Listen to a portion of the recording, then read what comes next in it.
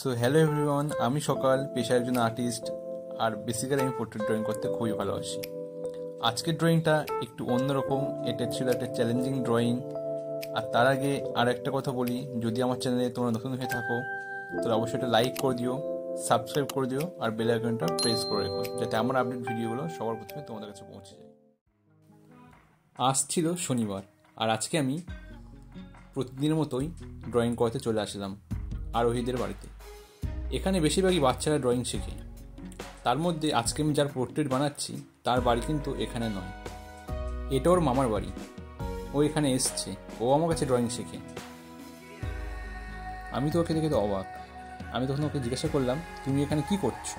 ও বললো, স্যার আজকেই আমার বাড়ি যাওয়ার কথা ছিল, কিন্তু আপনি আসবেন এটা শুনি আজকে আমি আমার বাড়ি যাইনি, আপনার সাথে দেখা করবো বলে ওয়েট করছিলাম।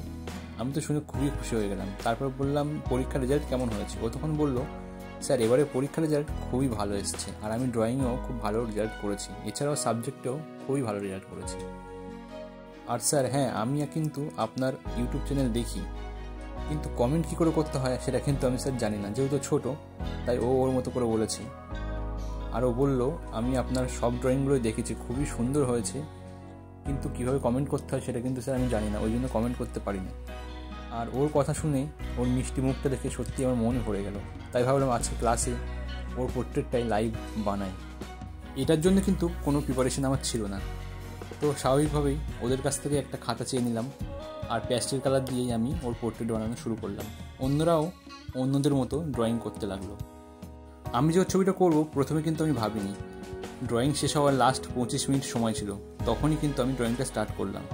এটা করার জন্য কিন্তু আমি কোনো রকম পেন্সিল ইউজ করিনি, কালার দিয়ে স্টার্ট করেছি আর কালার দিয়ে শেষ করলাম। এটা ছিল আমার কাছে একটা চ্যালেঞ্জিং ড্রয়িং, কারণ যদি ড্রয়িংটা ভুল হয়ে যায় তাহলে মোছার কোনো আর জায়গা থাকবে না, ছবিটা পুরো বেকার হয়ে যাবে। তাই মনে সাহস নিয়ে হাতে রং নিয়ে শুরু করে দিলাম, আর দেখতে দেখতে ছবিটা শেষও হয়ে গেল। ওদের সবারই ছবিটা খুবই পছন্দ হয়েছে। তোমাদের কেমন লাগলো অবশ্যই কিন্তু কমেন্ট করে জানিও। আর নেক্সট আরও একজনের পোর্ট্রেট বানাবো, তার জন্য একটু ওয়েট করতে হবে, আমার সাথে থাকতে হবে, চ্যানেলটিকে সাবস্ক্রাইব করে রাখতে হবে। দেখা হবে পরের ভিডিওতে।